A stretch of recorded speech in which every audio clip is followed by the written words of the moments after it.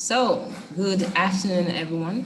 My name is Angela Ikuya Asante, aka Triple A, your MC for this third session of this very fantastic program, the maiden edition of Biashara. So, warm welcome to all of you. We're going to have, a couple of more speakers. We're going to come up and two more questions and feedback sessions. So it's going to be very interactive. Keep sharing the link with your colleagues to join in. Remember, on social media, you can talk about this with the hashtag Biashara 2020. You can as well use the hashtag BiSPA 2020. Well, let's go quickly into the thick of events, and we should be having Mamello Thulare, the attorney and chief operating officer of iProperty Group, to give us a 20-minute presentation on young women in business and the legal fraternity. So if you are with us, Mamello Thulare, please put on your video and take the floor away. Afternoon, Angela. My video is already on. Fantastic. Thank you. Please take the floor. Okay, thank you so much. Good afternoon to all the speakers, participants, and the Brand Hill Africa team, which has put together this amazing conference and exhibition. Thank you to you all for having me. As already introduced by Angela, I am Mamello Thulare, an attorney and conveyancer by profession, and the operations officer of iProperty Group, trading as Innovative Property, which is a property management and asset management company, as well as a biosolutions company. Basically, what we do is we promote property ownership and we enable purchasers to purchase suitable property for their commercial, residential, or operational needs. However, today I will be representing and appealing to the youth at this conference and discussing young women in business and the legal fraternity, specifically in relation to being a young Black woman in business and taking charge in corporate.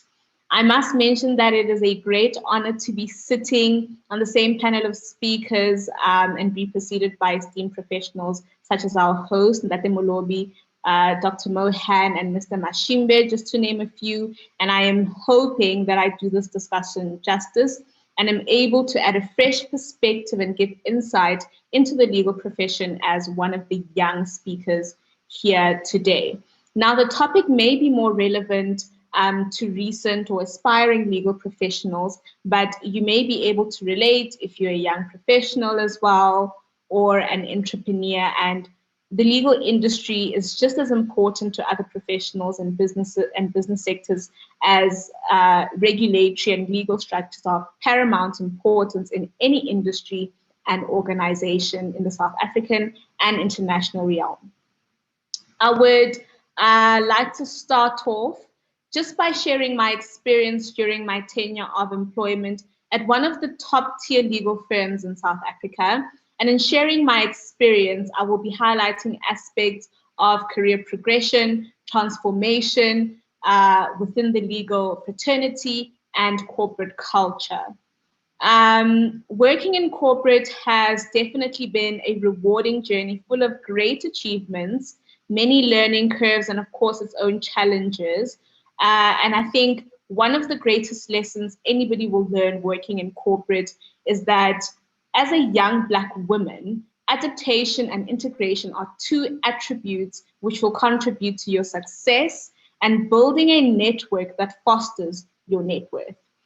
And we have already had a few speakers touch on how integration, networking, and collaboration is imperative, especially at a global scale for economic growth. And this is even so for individuals in their career progression or even personal growth. I have had the pleasure of working for some of the best legal minds in their respective legal fields and being exposed to complex and high-profile matters in the corporate world. Just as in any other profession, being a young Black female professional comes with many challenges, accompanied by significant rewards, of course.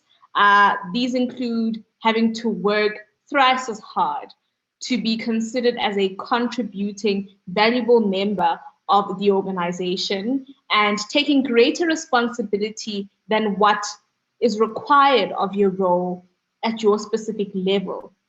And of course, this may be very challenging and not easy, especially at entry level, due to the limited experience and exposure in the field you may be practicing at that point in time, and will require great support from your principal, manager, or director. And I believe that this is an observation myself and others may have witnessed, especially because it has become a societal norm and expectation that young Black female professionals be all-rounded members of the Black Excellence Club. And you may ask what I mean by the Black Excellence Club, of course. And generally, this basically means that you have to be very well all-rounded. You always have to succeed in everything that you do. You have to subscribe to, just what success is or what people perceive as success in this day and age. And of course, this is accompanied with great pressure from all sides to not only attain career growth, but also personal growth, especially in the legal fraternity. This can be extremely strenuous on your emotional and psychological health, especially when you do not have a strong support system or little guidance or mentorship. What I also learned is that you need to especially have a tough skin to be able to withstand the pressures accompanied with being a young woman trying to establish your career in corporate law. It is a well-known fact that corporate law never sleeps. And being a young woman in the legal fraternity, you will be expected to put in a great amount of hours to acquire and refine your skill. And believe me when I say it is a transition that we all make when we enter the legal fraternity. And I was certainly not no exception thereto. It is therefore extremely important to have a work-life balance to ensure that you keep afloat and you stay motivated, finding a release, or as many others would call it, coping mechanisms, is also just as important for your work productivity and performance, but most importantly for your own sanity. For myself and others, a bootcamp class twice a week at gym or so would usually do the trick. For others, it would be music or having a YouTube channel, as we've now seen those trends, which would be maybe unrelated to your profession. However, in as much as you may face work-related and career progression challenges as a young Black woman or as a young woman in the legal profession, there are also inherent challenges which you may not be aware of at the beginning of your career, especially in respect to the transformation of the legal profession. And I'm just going to now go back 6 years ago when the University of Witwatersrand Center of Applied Legal Studies basically released a publication on the transformation in the legal profession, in which the transformation of South Africa's legal profession was brought into question regarding its meaningful transformation. And in its research, the Center of Applied Legal Studies provided an analysis on the diversity and transformation in the legal profession, which has over the years remained largely homogeneous, especially within corporate law firms, where the majority of the partners and equity partners consisted of 80% white males in the surveyed firms. And this is also a trend which has been observed within the bar and the judiciary itself. This research basically provided insight on how young Black women or Black women in the legal fraternity fare in their career as a result of lack of diversification. And although there has been a resurgence of transformation in the legal fraternity in the past few years, there's still a lot of work that needs to be done in breaking barriers of bias, hierarchy, and exclusion of Black women in the legal fraternity. In its findings, CALS, the Center of Applied Legal Studies, came to the conclusion that most Black female lawyers are not provided with the opportunity to occupy senior positions within legal organizations that they are in. And when they do, are basically stifled with higher expectations than those which would be attributed to their white male counterparts. Similarly, young Black women in the legal profession often have a shorter lifespan in the legal fraternity due to cultural exclusion, lack of connections, and basically the operation of assumptions on the behaviors and unwritten rules in the legal fraternity which promote stereotypes. This is then something that you would obviously then have to be very cognizant of when going into corporate law or even a conventional, traditional law firm. Some of Kels's findings, as well as many young legal professionals would now say, such as lack of flexibility and high pressure work environments, remain the greatest reasons why the younger generation preferred to basically go in-house and be non-practicing legal practitioners, or follow a different career path of interest, in the greater business sector to make a living. And of course, this is of great concern because the question then arises is whether there will be enough or sufficient young leading lawyers, especially young Black women in the legal fraternity, equipped with the skill set and expertise which is currently available in the legal fraternity right now in the years to come. And I'll just leave you with that question as food for thought for now, and move on to discussing young women in business. Now, I have discussed how young and talented legal professionals often make the transition from practicing to non-practicing legal practitioners and move into in-house legal departments at other corporates or join organizations which they are provided with the opportunity to then explore their entrepreneurial spirit to help grow or develop a business or even start their own businesses. But I'd just like to now touch on, in relation to young Black women and starting their own businesses.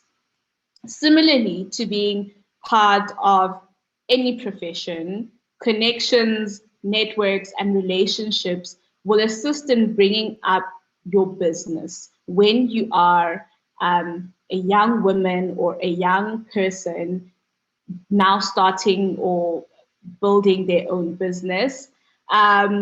And this will obviously assist in bringing up your business and whichever industry you'll be branching out to. It is obviously necessary to do the research and have a strategy ready for implementation. Startups require a significant amount of time, attention, consistency, drive, and motivation in order to start making a profit and attracting more clientele. And with the wake of social media, we have now seen an increase in more startup businesses from young Black women, particularly in a variety of industries. Every startup requires a lot of hard work. It's a lot of hustle, constant practice, or refinement of your craft, your product, or your services, and a certain amount of marketing, the more the better. The biggest challenge we all know you will face, or that many young people face as young business entrepreneurs or women and men, is that you will most definitely struggle in getting startup capital or finances. Some businesses, however, do not require startup capital. And for such businesses, the biggest challenge would then be obtaining clientele who would then bring in consistent revenue for them. From my experience, I have found that being young, Black, and furthermore female usually means I will not be taken seriously, no matter my qualification, profession, or social standing.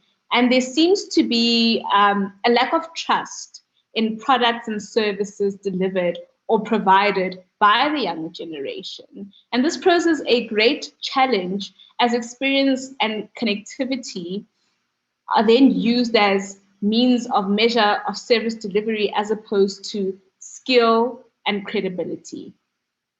Access to bigger markets and clientele can always then be achieved, of course, through marketing and branding strategies. And this will obviously require some sort of funds, but often many businesses use collaborations with other product or service providers to which then complement their brand or align to their brands in order to tap into different or wider range markets. And as many have said before, starting a business is not easy. It will require a lot of legwork. This means putting yourself out there, finding opportunities, creating opportunities, making yourself heard, and doing so at a consistent rate until there is some sort of breakthrough.